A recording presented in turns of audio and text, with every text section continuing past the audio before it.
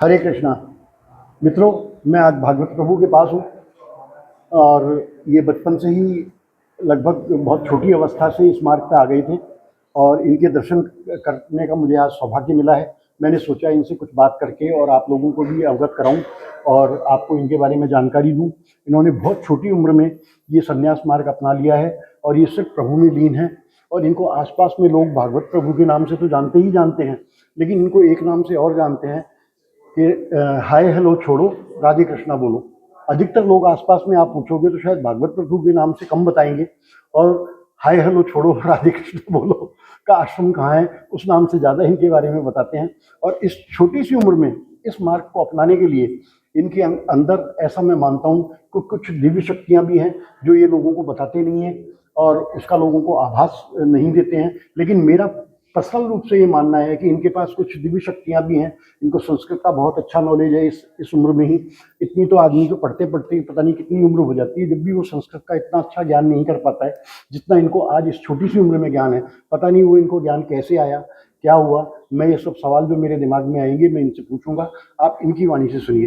भागवत प्रभु, आप ये बताएं कि आपको इस छोटी सी उम्र में, लोगों को संस्कृत सीखते सीखते 25-30 साल की उम्र हो जाती है और शायद इतना ज्ञान नहीं होता होगा, आपको छोटी सी उम्र में संस्कृत का इतना अच्छा ज्ञान कैसे हुआ? मुझे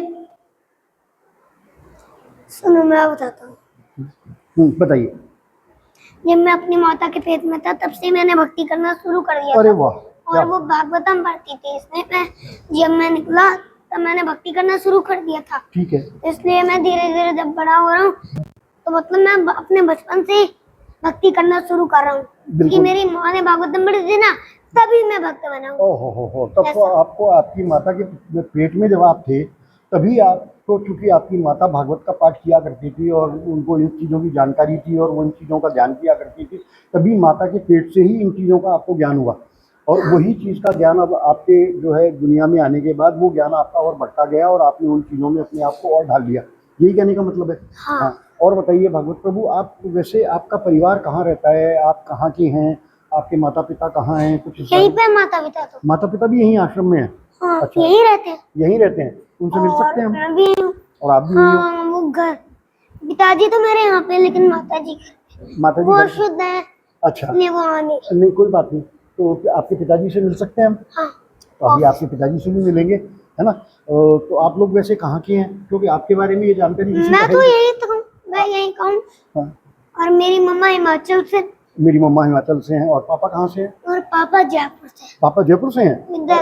अच्छा, अरे वाह वाह, क्या बात है। लेकिन अब विद्याधर नगर से कोई लिंक है आपका वहाँ का, जयपुर से?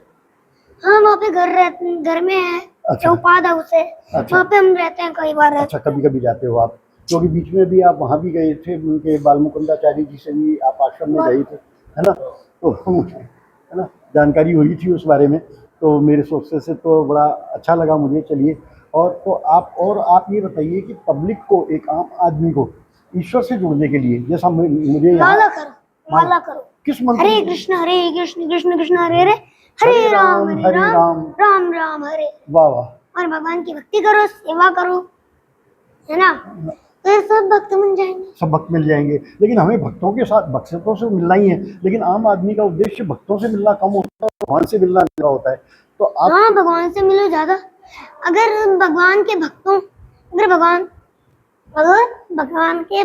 से पहले मिलोगे और उनका सत्संग करोगे तो भगवान बहुत ज्यादा खुश होंगे और भगवान से मिलने का रास्ता और पक्का हो जाएगा और आसान हो जाएगा।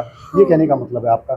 तो और कोई आम आदमी को आप शिक्षा देने जाते हो, गीता जी के बारे में आप थोड़ा सा ज्ञान दो, आप थोड़ा सा बताओ, आप जिससे पब्लिक में अट्रैक्शन हो कि आप इस छोटी उम्र में इस मार्ग पर हो, तो आप किन विचारों में? मैं बताता हूँ। हाँ बताओ आप। मैं भगवद गीता का 9.25 श्लोक बताऊँ? हाँ बताओ आप। इदं तु यान्ति देवव्रता देवान् पितॄन् यान्ति पितृव्रता भूतानि यान्ति भूतेजाया यान्ति मद्याजिनोऽपि माम्।